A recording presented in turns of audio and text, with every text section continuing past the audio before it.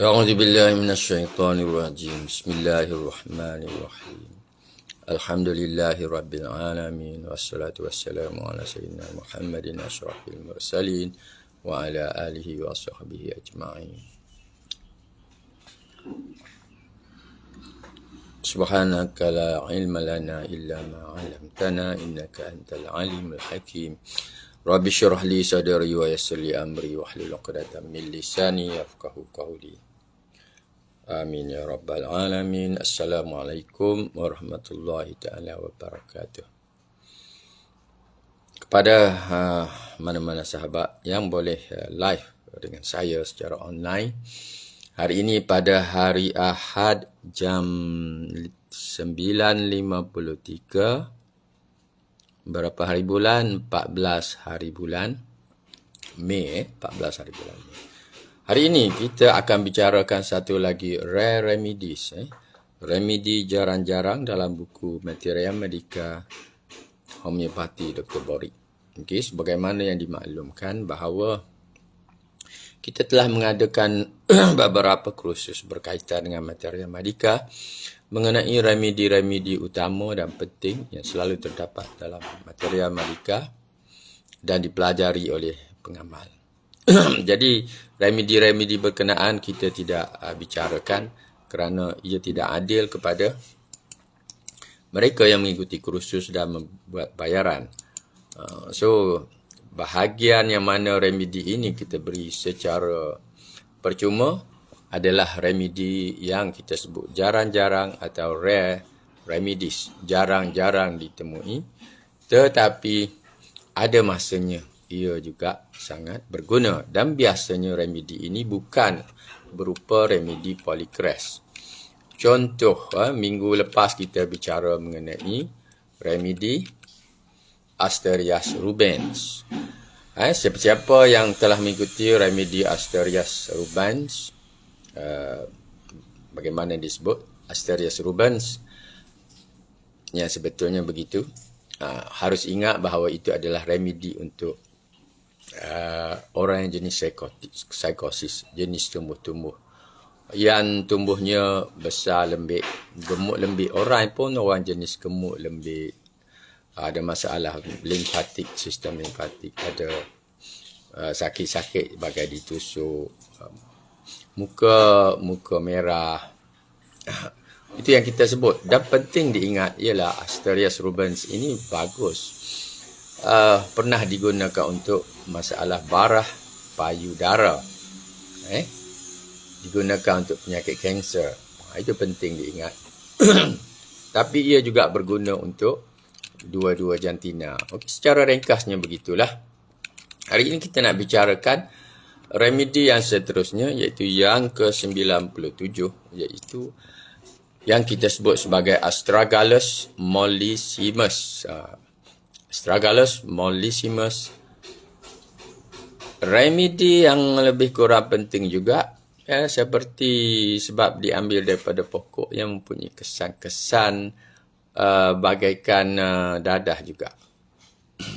Diperkenalkan oleh Dr. Borik sebagai Astragalus memberi kesan ke atas haiwan sebagaimana kesan alkohol, tembakau dan morfin ke atas manusia. Okey, kesan ke atas haiwan sama sebagaimana kesan alkohol. Apa jadi kalau minum alkohol? Apa jadi kalau hisap tembakau? Apa jadi kalau ambil morfin? Dijelaskan oleh Dr. Borik bahawa peringkat pertama mula-mula yang akan dirasai ialah satu tempoh halusinasi atau mania. Kita sebut kegilaan dah, dengan ada rasa kecacatan pada penglihatan. Kalau pada haiwan lah, pada masa itu haiwan berkenaan melakukan pelbagai kelakuan yang menghiburkan. Dan dia cacat penglihatan, tapi dia mengalami halusinasi, bayang-bayang macam-macam, jenis-jenis kegilaan juga. Tapi bila dia sudah merasa bahan tumbuhan itu, dia ada satu cita rasa terhadap tumbuhan itu, dikatakan ia akan mulai menolak sebarang jenis makanan lain. dia nak makan yang tu juga. Seperti manusia bila dapat dadah, air ketum lah katakan, ataupun sebarang dadah lah. Jadi dia gian kepada dadah tu begitu sekali.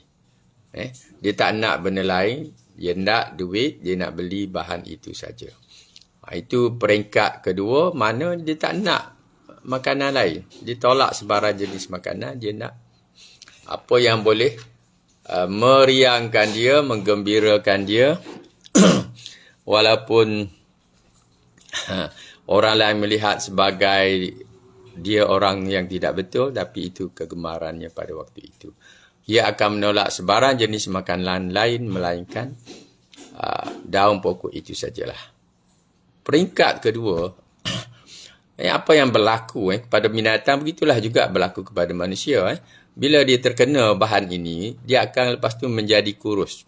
Kekurusan. Waalaikumsalam, Puan Liza dan yang lain-lain.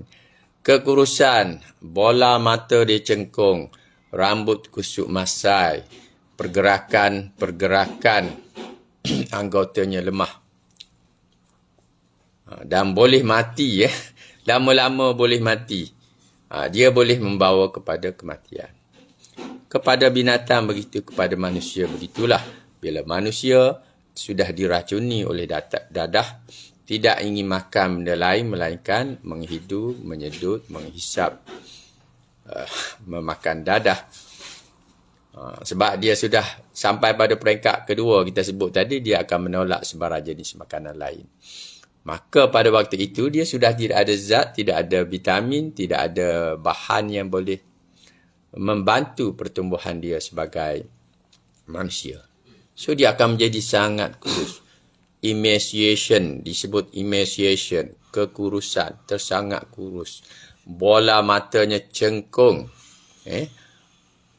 Bukan bola matanya saja, malah seluruh pipinya je akan kelihatan cengkung, rambut dia kusut masai. Lihatlah awan dadah bagaimana rupanya. Dia nak bergerak pun nampak tak stabil. Dan ini juga membawa kepada ketidakteraturan dalam penyakit gait paralytic. Disebut oleh Dr. Borik gait paralytic ataupun kelumpuhan gait. Saya terjemah saja kelumpuhan gait. Penyakit gait. Gait ni maknanya dia tidak boleh berdiri seperti biasa. Hilang koordinasi otot-otot dia. Ini penyakit gait. Berjalan pun ketimpangan. Ketimpangan tidak teratur. Itu berlaku, kita boleh lihat kepada orang-orang yang menghadapi masalah dadah. Okay. So itu simptom diberitahu oleh Dr. Borik.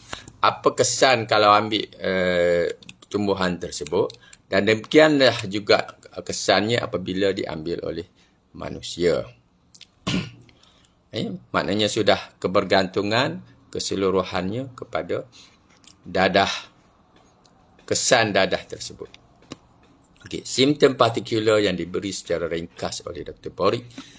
Bahkan Dr. Borik memberi kira detail lah berbanding dengan yang diberi oleh Clark. J.H. Clark sangat ringkas. Tapi kalau nak pergi detail lagi, kita kena lihat T.F. Allen. T.F. Allen. Dan buku-buku yang berupa ensiklopedia yang besar-besar. So, simptom partikular dia rasa penuh. Dalam pelipis kanan, sebelah kanan lah. Dan rahang atas, maknanya bahagian rahang atas pun dia rasa fullness. Fullness ini rasa kepenuhan. Rasa kepenuhan, macam mana nak cerita rasa kepenuhan? Tak tahu, wallahu alam lah. Mungkin rasa macam bengkak begitulah. Sakit atas kening. Atas kening dia kata sakit, tulang-tulang muka rasa menyakitkan. Bukan saja kening, tulang muka juga rasa sakit. Dan dia rasa pening, kegayatan. Pening, kegayatan. Itu istilah. Saya kadang-kadang guna istilah pening gayak. Pening gayak. Bahasa Inggeris sebenarnya disebut Dizzy, dizzy saja bahasa Inggeris. Boleh terjemah sebagai gayat dan boleh diterjemahkan juga sebagai pening. Oppressive pain in temples, rasa tertekan di pelipis. Dua pelipis lah. Temples ni jamak, merujukkan kedua pelipis dia ada rasa tekanan. Pain and pressure in maxillae. Maxilla itu maknanya bahagian kelenjar liur itu ada rasa tertekan, tertekan dalam kelenjar maksila. Itu bahagian kepala. Bahagian gestur katanya kelemahan dan kekosongan. Saya terjemahkan sebagai weaknesses tu kelemahan. Disebut weakness and emptiness. Rasa lemah dan rasa kosong. Kelemahan dan kekosongan. Burning in esophagus and stomach. Maknanya daripada esophagus ni pergi kepada bahagian perut. Maknanya organ pencernaan dia ada rasa membakar dalam esophagus dan juga dalam gestur. Okey, itu simptom partikular yang kedua. Okey, sekarang musim panas ni. Saya ni sedang menghadapi masalah sudah nak sembuh dah.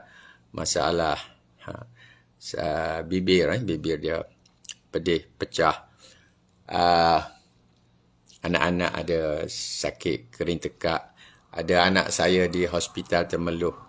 Dia sakit apa sekarang ni, musim panas sangat. Sakit yang disebut dia macam sore throat lah. Sampai tak boleh bercakap.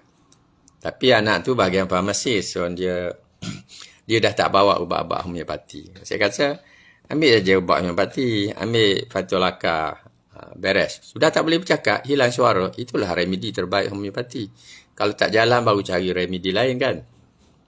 Okey. Kita bicara mengenai rare remedy, saya cakap pula mengenai remedi penting yang harus kita ada. Ni musim-musim kemarau ni.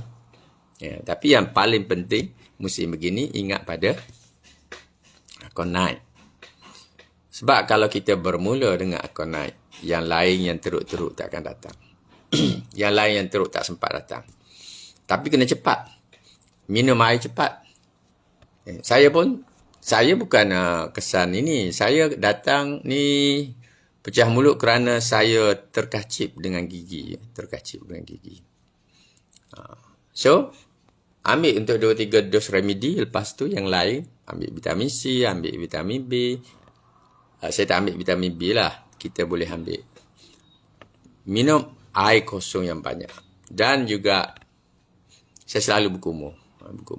Walaupun orang sebut kumur air garam seperti lain, saya air biasa je saya kumur. Tapi yang pentingnya mesti kerak. Okay? Suasana sekarang ni sangat panas. Kelantan tu sebulan sekali lah hujan boleh sebut. Sangat dahsyat. Di sini kurang-kurangnya dalam seminggu tu adalah 2-3 kali hujan. Alhamdulillah jugalah. So ambil perhatian ya, jaga kesihatan sahabat semua. Okey, kita pergi pada simptom partikular yang keempat dan terakhir yang disebut oleh Dr. Borik. Katanya, purring sensation, sensasi purring in right foot. Rasa dengkuran. Makna purring itu sebenarnya dengkuran. Dengkuran maknanya bergetar lah sikit. Dia tidur, rasa orang tidur tu dia rasa bergetar, rasa bergetar dia. Tarik nafas. Begitulah rasanya perasaan dengkuran kita terjemahkan dalam kaki kanan di bahagian luar dari tumit ke jari kaki. Seperti tertidur tapi dia macam bergetar sikit. Purring dalam kaki kanan. Dan rasa sejuk bagai ais pada betis kiri. Kita sentuh betis kiri dia tu. Rasa sejuk. Umpama air batu. Okey, itu yang disebutkan oleh Dr. Borik. Pendek saja. Kemudian remedi dibandingkan dengan Astragalus lamberti. Kita dah bicara mengenai Astragalus barita oxytropis. Nak guna dos ke-6. Dos ke-6. Dan J.H. Clark cuma sebut tiga perkara sahaja dalam klinikal. Seperti yang saya sebut, kalau terbitlah buku baru. Saya dah Dah berapa hari dah tak beri tumpuan pada buku baru. Sejak ada kesibukan sedikit. So, saran klinikal yang saya akan sebut di situ dalam ruangan saran klinikal untuk astragalus menzi. Okey. Dalam Dr. J.H. Clark ni, dia tidak sebut astragalus mollissimus. Dia sebut astragalus menziesi. Mungkin juga remedi yang sedikit berbeza. Tetapi dari jenis astragalus juga, tapi simptom dia mendekati. Dia kata emptiness, rasa kekosongan. Yang keduanya painful, bones of face painful. Okey. Tulang-tulang muka sangat menyakitkan dan ada headache, sakit kepala. Okey, 3 saja yang disebutkan oleh J.H. Clark. Emptiness, face, bones of face painful dan headache, sakit kepala. Dan 3 itu disebut oleh Dr. Boric tadi. Okey, ada bahagian karakteristik disebut secara detail sikit, dipetik daripada J.M. Selfridge yang telah memakan daun-daun pokok tersebut. Dikata ada rasa membakar dalam pharynx. Itu dekat juga dengan apa yang disebut oleh Boric. Dalam esophagus, dalam stomach, dalam perut, ada rasa membakar. Dan ada rasa kepenuhan, fullness, right temple. Pelipis kanan and right upper jaw, maknanya atas rahang sebelah kanan. Ada nausea, sedikit loya with shivering and chilliness. Ada rasa seram sejuk. Okey, dengan loya disebut. Ada sebut dizziness and fullness of the head. Okey, pening gayak kita sebut tadi, dan juga rasa kepenuhan dalam kepala.